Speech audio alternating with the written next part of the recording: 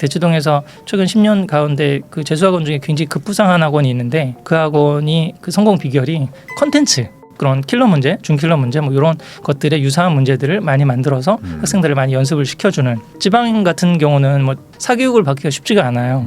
그 주변에 학원도 별로 없고 네. 그러면 굉장히 자습만 해가지고 공부를 하는데도 거기서 최상위권들은 또 수능 경쟁력이 있기는 하죠. 근데 최상위권 게임에서 어른들이 조금 더 밀어준다 그러면 네. 그게 최상위권은 진짜 한 문제 두 문제 차이인 거잖아요. 그렇죠. 그러면 이번엔 좀 수능 얘기 한번 해보겠습니다. 이제 수능이 끝난 지 얼마 안 돼가지고 사실 이번 수능 뭐 이제 학부모분들 아니면은 뭐 약간 좀 뭐 거리감이 있으실 수도 있겠지만 이번 수능이 또 불수능이었다고 해가지고 이 실제 불수능이었는지 뭐 어땠는지 한번 좀 얘기해 주시면 좋을 것 같습니다.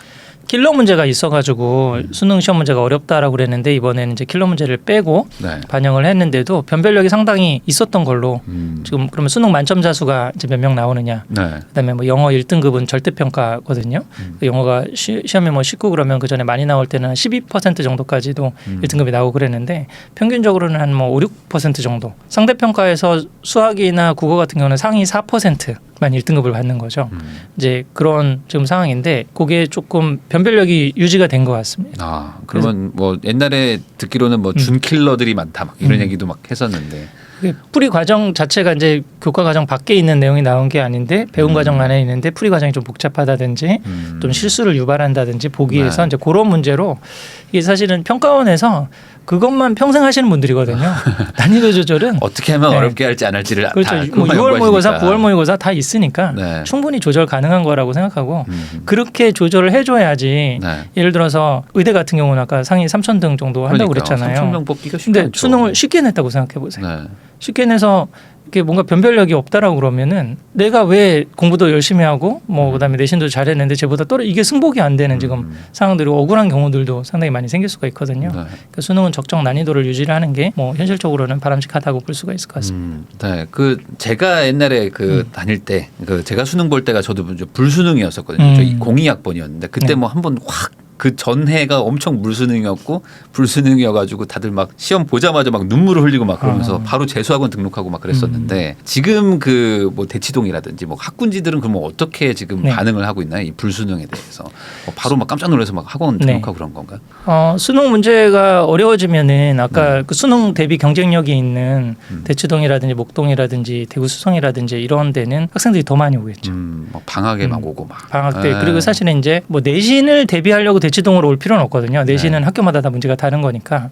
근데 이제 수능 유형의 문제를 언어 유형 같은 경우도 새로 나오는 그 문제 유형이나 그런 것들을 새로 컨텐츠를 개발해주고 비슷한 유제들을 계속 만들어줄 수 있는 그 컨텐츠 개발 능력이 있어야 되거든요. 대치동에서 최근 10년 가운데 그 재수학원 중에 굉장히 급부상한 학원이 있는데 그 학원이 그 성공 비결이 컨텐츠 능력이었습니다. 최대한 비슷한 문제, 유사한 공투 모의고사 뭐 이런 거 해서 우리 그런 킬러 문제, 준킬러 문제 뭐 이런 것들의 유사한 문제들을 많이 만들어서 학생들을 많이 연습을 시켜주는 지방 같은 경우는 뭐 전주 상산고라고 전국 선발 자사고가 있거든요. 공주 한일고라고 또 전국 선발 일반고 같은 데가 있는데 여기는 사교육을 받기가 쉽지가 않아요. 그 주변에 학원도 별로 없고 그러면 굉장히 자습만 해가지고 공부를 하는데도 거기서 최상위권들은 또 수능 경쟁력이 있기는 하죠. 근데 최상위권 게임에서 어른들이 조금 더 밀어준다 그러면 그게 최상위권은 진짜 한 문제 두 문제 차이인 거잖아요. 그렇죠. 애 혼자 열심히 하는 거랑 옆에서 막 서포트로 막 문제도 만들어주고 하는 거랑은 약간은 차이가 있을 수는 있겠죠. 이제 그것 때문에 이제 자꾸 몰리는 현상이 생기는 겁니다. 결국에 뭐 한 문제 두 문제. 한 문제 두 문제라도 더 미리 이런 수능 대비력이 되는 학원가에서 좀 연습을 시키면 아이가 수능 경쟁력이 있지 않을까 그런 생각이 드는 거죠. 아니 그러다 보니까 이제 지방에서 아예 그 막 겨울 방학 때, 여름 방학 때 아예 단기로 뭐 그냥 아예 대치동에 막 유학 온다. 그래서 뭐 빌라촌이 막 유학 빌라촌이 있다. 뭐 이런 얘기도 있더라고요. 맞습니다. 그 대치동 전세족이라고 그러고 거기 원룸을 오피스텔 같은 거에서 한 달, 두 달 해가지고 단기 임대하는 경우도 많이 있고요. 최근에도 사실 지방 학군 중에서도 대전 둔사는 굉장히 좀 괜찮은 학군이거든요. 대전에서도 뭐 서울대나 의대 합격자도 좀 많이 나오고 있고 또 대전은 수학과학이 되는 동네잖아요. 여기 카이스도 있고 연구 이력들이 굉장히 많기 때문에 엄마 아빠가 석박사인 분들이 굉장히 많습니다. 아이들이. 그래서 수학과학이 어느 정도 좀 되는 분위기이기도 해서 입시 성과도 좋고 그런데 근데 상담을 하다 보면 거기 둔산에서도 자꾸 주말에 대치동으로 온다는 거예요. 대치동에 와서 방학 때 그렇게 분위기도 익히고 아이들 얼마나 지금 공부를 하는지 좀 자극을 받아서 내려가는 게 좋다. 그럼 윈터스쿨 같은 게 있는 거죠. 제수종합학원 같은 데서 그런 그 지방인데 좀 사교육을 좀 활용하기 힘든 그런 이제 시골에 있는 그 기숙학교나 뭐 전국 단위 자사고 있는 다니는 친구들은 방학 때 이용해서 이제 학원을 다니고 거기서 수능 뭐 풀이 연습을 하고 그런 공부들을 하고 있는 거죠. 아무래도 내가 이제 뭐 지역에서 뭐 잘하는 친구라고 하더라도 내가 정말 전국에서 얼마나 잘하는지 이런 거에 대한 좀 불안감도 있으니까 한번 대치동 같은데 제일 센 데 한번 가가지고 애들하고 같이 해보면서 뭐 느낌도 한번 받아봐라 뭐 이런 마음으로 또 오시는 것도 많을 것 같기도 해요. 그 수능도 그런데 사실 이제 고등학교 레벨에서 특목자사, 영재고, 과고 여기서도 사실은 영재 학교를 많이 보내는 학원들이 몇 브랜드 학원들이 있거든요. 근데 그게 뭐 지점들이 다 있어요. 목동에도 지점이 있고 송도에도 지점이 있고 그러면 이론적으로는 그냥 거기서 1등을 하면 괜찮잖아요. 근데 불안한 거예요. 여기서 1등을 해도 결국은 경쟁은 대치동에 있는 그 메인 아이들하고 해야 되는데 그럼 주말이라도 그 대치동 학원 주말반을 등록할까? 뭐 갈까? 뭐 그다음에 아예 그냥 이렇게 왔다 갔다 이렇게 하게 되고 그러면 아예 이사를 갈까? 뭐 이런 수요. 그러니까 분당이 사실은 중학교 학력이 조금 많이 그 양극화가 생기고 대치동 쪽으로 많이 넘어오지 않았나 그렇게 저는 판단을 하거든요. 분당에서 그렇게 좀 최상위 수준에 있는 아이들이 라이딩을 좀 1, 2년 하다 보면 이럴 바에야 전세 1억 정도 2억도 주고 대치동으로 들어가자. 이런 수요들이 좀 많이 생길 수가 있죠.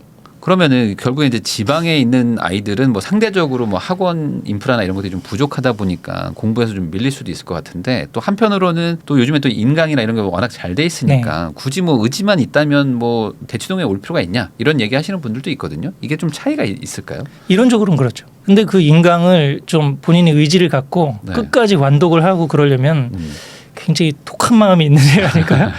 우리 그게 뭐 의지만 있으면 되는데 그 의지가 없으니까. 의지가 아이들이 요즘 아이들이 너무 풍요 속에서 사실 자라기 때문에 근성과 그런 의지가 좀 약하기 때문에 주변에서 좀 뭐 공부를 하고 막 실제 공부하는 애들이 눈에 보이고 그래야지 좀 자극받고 하지. 옆에가 막 해야 나도 하지. 근데 옆에서 다 노는데 나 혼자 그냥 수능 최저를 맞춰야 되니까.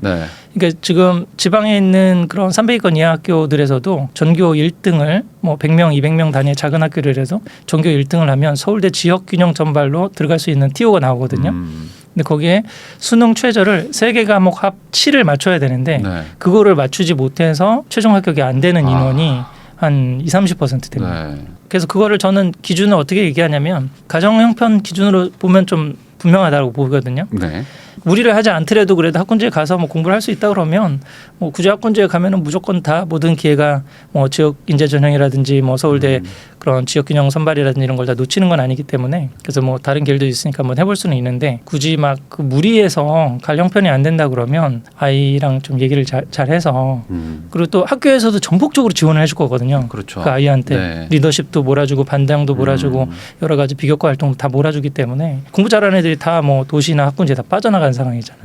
그래서 그런 좀 관심과 좀 배려를 받으면서 입시를 준비하는 것도 한 가지 길이라고 볼 수 있을 것 같습니다. 그 약간 요즘과 좀 갭이 있을 수는 있지만 저 때만 해도 막 의대를 가겠다 막 이게 막 엄청 강렬하진 않았었던 걸로 저도 기억하는데 요즘에는 정말 모든 게 다 의대를 보고 막 달리는 것 같은 느낌이 좀 들더라고요. 그러니까 결국에 이런 사교육이나 뭐 아까 말한 대치동 이런 것들도 결국에 어떤 의대 쏠림 현상 뭐 이게 가장 뭐 좀 중요한 어떤 그런 포인트 아닌가 싶기도 한데 이 의대라는 거 왜 이렇게 다들 이렇게 목을 메고 하는 거라고 생각하십니까? 자, 여러 가지로 설명드릴 수가 있는데 한번 준비한 자료를 하나 또 볼까요? 제가 제목을 우리 대학 진학률 70-80%의 모순이라고 한번 좀 정리를 했는데요. 우리 문과에서 최상위는 지금 경영경제가 됐습니다. 로스쿨이 이제 옛날에는 공부 제일 잘하면 무조건 법대였잖아요. 전국에서 뭐 1등에서 한 300등이면 다 뭐 서울법대 가고 뭐 그런 식으로 이제 하는 경우도 상당히 많았는데 지금 이제 로스쿨 체제로 가서 로스쿨 대학원 정원이 1년에 한 2,000명 정도 되거든요. 근데 로스쿨에 가려고 경쟁률이 한 5대1 정도 됩니다. 근데 로스쿨에 합격하는 합격자의 88%, 89%가 인서울 탑10 대학 출신들이에요. 그리고 상위권 로스쿨의 거의 반 이상은 탑3 출신입니다. 그럼 그렇게 준비를 했습니다. 그렇게 해서 3년 뒤에 석사학위를 받아가지고 변호사 시험을 보면 초시 합격률이 50%입니다. 그러면 2,000명에서 5,000명 그것도 안 되면 또 다시 뭐 재수를 하거나 또 한번 보거나 해가지고 어떻게 뭐 2, 3년 공부를 하면 변호사 채용이 될 수가 있겠죠. 그러면 새로 신규 인원이 1,000명 정도 나온다 그러면 요즘에는 이제 판사라거나 로클럭이라고 그러거든요. 로클럭이나 검사라든지 김앤장이나 뭐 유명한 법무법인 같은데 가는 취업하는 인원 1,000명 중에 몇 명이 될까요? 그러니까요. 2, 3명. 거의 지금 이제 로스쿨 나와서 내가 취업이 그러면 2,000명 중에 200~300명이면 네. 취업률이 10%, 20%인 거죠. 네. 문과 최상위. 네. 공부 제일 잘하고. 네. 아까 중고등 6년을 정말 문제집 푸는 공부 5~6시간을 해가지고 가도 지금 이런 상황이고 그다음에 사실은 저 문과 쪽에서 제일 지금 취업률이 좋은 학교가 교대였거든요. 아, 그렇죠. 80% 90%였지 네. 않습니까? 근데 교대 정원이 지금 저출산인데도 2,000명으로 계속 유지가 되고 있거든요. 근데 2022년도에 교대 임용고시 시험을 보신 분들이 전국에 7,300명이었습니다. 네. 그래서 한 3,500명 정도가 임용 시험을 합격했어요. 합격률 48.6%죠. 근데 합격하신 분들의 반은 대기 발령. 아. 그러면 지금 보세요. 2,000명 중에 그 네. 실제로 임용되는 분들은 아까 20%대인 거잖아요. 어떻게 보면 제대로 되고 안정되고 또 다 선호하는 일자리라고 하는 문과 쪽에서 이런 부분들이 뭐 이런 상황인데 그래서 아까 제가 조금 공부를 어설프게 하는 게 네. 별로 의미가 없다는 게 대학 진학률이 유럽처럼 30~40%면은 적정 경쟁률 한 3대1 정도면 되거든요. 네. 그래서 뭐 로스쿨 가는 인원이 3대1 정도고 나온 사람들의 한 3분의 2는 취업된다. 그러면 돈을 뭐 몇 억을 들여서든지 네. 뭐 공부를 할 필요가 있잖아요. 그 교대도 지금 엄밀히 말하면 정원을 줄여야죠. 2,000명을 뽑아놔서 다 취업을 못 시키고 있잖아요. 그럼 취업되는 인원만 뽑아야 되지 않나요? 그럼 경쟁률이 엄청나게 올라가겠죠. 네. 그래도 경쟁률이 올라가도 이제 나중에 보게 되는 이제 사관학교 같은 게 그러거든요. 경쟁률이 뭐 30~40대1 되는데 거기는 졸업하면 다 취업을 시켜줘요. 네. 그런데 교대도 문과 최상위권이라고 하는 여기도 지금 그런 상황이죠. 근데 의대는 보면 전국 정원이 3,000명 정도거든요. 근데 2023년도 의대 국가고시 합격률이 94.7%입니다. 네. 이 의사 국가고시만 되면 또 웬만하면 또 취업을 또 하실 수도 있고. 공부 제일 잘하는 우리나라에서 공부 제일 잘하는 3,000명을 뽑아놨기 때문에 사실 합격률이 높은 거일 수도 있고 그 안에서 10년을 도제식으로 공부를 하는 거잖아요. 네. 이런 식으로 공부를 하는 게 아니라 그런 식으로 해서 그럼 이렇게 되고 또 라이선스가 있습니다. 또 취업 잘 되는 학과가 공대잖아요. 네. 공대 연구직 같은 경우는 근데 나중에 30~40대 정도 돼가지고 기업이 안 좋아지고 그럼 구조조정 될 수도 있잖아요. 근데 의사는 그게 없잖아요. 네. 그럼 어떻게 보면 직업 안정성, 사회적 지위, 경제적인 어떤 네. 부, 이 모든 거를 가질 수 있는 게 의대인데 왜 내가 점수가 남는데 공대를 갈까? 이게 사실은 이제 우리나라 굉장히 큰 문제거든요. 네, 그 공대 교수님이 인터뷰한 거 제가 생각납니다. 우리 그 학생들이 의대를 가려고 뭐 반수하고 재수한다고 하는데 그 말릴 수가 없더라. 네. 이게 논리적으로. 네. 너네들의 인생을 뭐 책임져 줄 수가 없기 때문에 공대가 약간 그런 얘기도 좀 생각이 갑자기 나네요. 그러니까 이게 어쩔 수 없는 거군요. 어찌 보면 아이들의 선택은. 현실적으로는 지금 이번에 우리 R&D 예산도 삭감된다고 그랬는데 우리 1년에 쓰는 사교육비가 24조거든요. 네. 근데 그게 우리나라 1년 전체 기업의 R&D 예산이라고 그러더라고요. 그럼 사교육비의 반만 해가지고 네. R&D 예산으로 넣고 이공계 전문 인력들을 잡아주면 미국으로 인재 유출을 안 시킬 수 있죠. 인공지능이라든지 아니면 그런 부분들 대우를 해주고 네. 만약에 뭐 삼성연구원이라든지 LG연구원으로 가면 연봉이 1억이다. 1억 5천이다. 그리고 또 의사도 본인의 적성이 맞아야지 잘할 수 있는 거잖아요. 맨날 네. 아픈 사람 환자 보고 그러는 게 수술하고 싫은 경우도 있을 수 있잖아요. 네. 공부는 잘해서 그렇게 됐는데 근데 나는 진짜 공대 적성이에요. 만드는 거 좋아하고 연구하는 거 좋아하는데 내가 뭐 안정적으로 월급 또한 뭐 1억 5천, 2억 정도 뭐 받을 수 있고 그다음에 사회적으로도 연구원이라고 또 과학자라고 이렇게 인정을 받고 이런 이제 사회적 분위기가 되면 이런 문제가 안 생길 수 있는데 네. 좀 안타까운 현실이죠. 그러니까 결국에 이제 그 왜 그렇게 하냐라는 거의 원인은 결국에 다른 대안 대비 이게 더 확실한 어떤 결과를 보장하기 때문에 뭐 이렇게 쏠리는 거 아니겠습니까? 근데 이제 그런 것들을 이제 바꾸려면은 다른 대안을 더 좋게 만들어 줘야 되는 게 가장 본질이지 않을까 또 생각도 들긴 듭니다. 네. 근데 이제 요번에 이제 정부에서 발표한 거는 그러니까 이공계를 좀 뭐 띄운다 뭐 이런 거라기보다는 그냥 의대 정원을 더 늘리겠다. 약간 이런 식으로 해서 이제 의사들의 어떤 수입이나 이런 것들을 좀 상대적으로 낮추는 뭐 이런 식으로 좀 보급화를 한다? 뭐 이런 개념으로 저는 이해를 했는데 이렇게 사교육 시장에서 의대 정원이 늘어나면 뭐 어떤 영향이 좀 일어날까요? 우선은 지금도 수학이 중요하지만 수학하고 이과 비중이 굉장히 지금 높아질 가능성이 있거든요. 대치동에 있는 지금 100위권 학교나 전국 단위 100위권 학교들은 이과 대 문과 비중이 거의 8대2입니다. 네. 여고도 거의 6대4, 여고도. 네, 7대3 네. 거의 다 이렇게 되는 분위기니까 점점 이제 사실 이렇게 의대하고 그다음에 첨단학과들 공대의 첨단학과들이 많이 늘어나면 네. 이제 수학이 어느 정도 되느냐, 수학 사교육이라든지 그 내신 경쟁이라든지 그런 좀 완화가 되니까 명문학권 쏠림 현상들이 좀 생기는 의대 경쟁력이 있다라고 하는 건 아까 수능 경쟁력이 있어야 되니까 네. 수능 경쟁력을 가진 그런 지역으로 학군지로 좀 많은 인원들이 몰리는 현상들이 생기지 않을까 싶습니다. 그러면 이게 또 단기적으로는 또 약간 사교육을 또 막 이렇게 네. 일으키는 또 그런 영향을 줄 수는 있겠네요. 어쨌든 이게 참 안타까운 네. 겁니다. 다 개혁을 해야 네. 되는데 네. 개선을 해야 되는데 뭘 바꾸면 그래서 저는 우리 대한민국 입시지도에서 그런 책을 많이 얘기를 했거든요. 우리나라 입시지도는 잘못된 성형수술과 같다. 고치면 고칠수록 망가지는 거예요. 네. 이게 정말 문제되는 것만 최소한 고치고 될 수 있으면 틀을 안 바꾸는 게 사실은 혼선도 줄이고 맞아요. 사교육도 이렇게 더 부추기지 않을 수가 있는데 뭘 바꾸면 바꿀수록 계속 이게 풍선 효과가 나타나는 그런 네. 모습이 보입니다. 개인적으로 부동산하고 교육은 건드리면 건드릴수록 항상 문제가 더 생기더라고요. 네. 그럼 결국에 이제 큰 틀에서 이제 오늘 얘기를 해봤지만 이 사교육이라는 시장도 뭐 이제 대세적인 흐름을 뭐 거스를 수는 없는 거기 때문에 결국에 이제 아이들 이 대상자들이 이제 급감하기 시작하면은 무언가 뭐 변화를 뭐 꾀할 수밖에 없지 않을까 싶은데 뭐 이런 사교육 시장 어떤 뭐 학원들 이런 곳에서는 지금 아이들의 어떤 이 감소를 어떻게 대응하려고 하나요? 지금 딱히 뭐 그런 준비를 딱 해가지고 새로운 시도를 하거나 그런 모습들은 좀 안 보이거든요. 근데 이제 대안적인 교육으로 좀 IB 교육이라고 해서 그런 아이들 문제집 푸는 공부가 아니라 논술형 발표식 어떤 수업을 한다든지 뭐 그런 좀 새로운 시도들을 갖고 있는데 여전히 사실 우리나라 교육 문제는 교육 그 자체 학생들을 위한 그 교육이라기보다 이해관계자가 너무 많거든요. 예를 들어서 아까 교대 정원을 줄인다. 네. 그러면 지금 선생님들 그러니까요. 직장도 다 없어지는 거고 학교도 통폐합되는 거고 여러 가지 뭐 부동산적으로도 굉장히 문제가 있잖아요. 학교 네. 법인 문제라든지 뭐 이런 것들이 막 뭐 굉장히 많이 걸려 있는 거기 때문에 이 실타래를 사실 풀기가 쉽지가 않습니다. 지금 대학도 지금 저출생 상황에서 다 통폐합을 하고 뭔가 그렇죠. 빨리 구조조정을 해야 되는데 네. 계속 늦춰지고 있는 거예요. 이게 좀 대안을 좀 제대로 갖고 이렇게 근본적인 걸 하는 모습은 좀 아직 안 나타나는 것 같습니다. 사전에 좀 미리미리 좀 대응을 하면 좋은데 꼭 이제 사후에 무언가 터지면 이제 그때 돼서 이제 수습하고 약간 이런 것들이 이제 반복되는 게 좀 아쉬운 것 같긴 합니다. 우리 학군 이야기할 때마다 우리 맹모 삼천지교라는 얘기 많이 하고 있지 않습니까? 네. 근데 그런 얘기가 있거든요.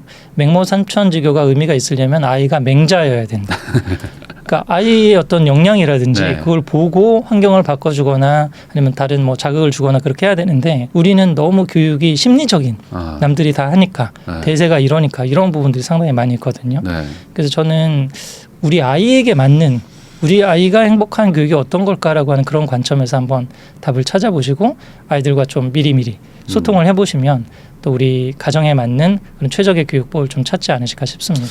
결국에 남의 아이들이 어떻게 하는지 이게 중요한 게 아니라 우리 아이를 어떻게 키울까 이거에 대해서 이제 학부모 분들께서 스스로도 한번 많이 고민도 해보고 아이랑 같이 얘기도 많이 해보시면서 과연 가장 좋은 게 뭔지 한번 찾아보는 시간을 가져보시면 좋을 것 같습니다. 오늘은 심정섭 소장님을 모시고 학군지 뭐 부동산 분위기부터 이제 큰 틀에서 자녀 교육까지 어떻게 해야 될지 다양한 주제를 한번 이야기 나눠봤는데 귀한 시간 시청해 주셔서 다시 한번 감사하다는 말씀 전하면서 저도 소장님과 인사 나누도록 하겠습니다. 소장님 오늘 나와주셔서 감사드립니다. 네, 감사합니다.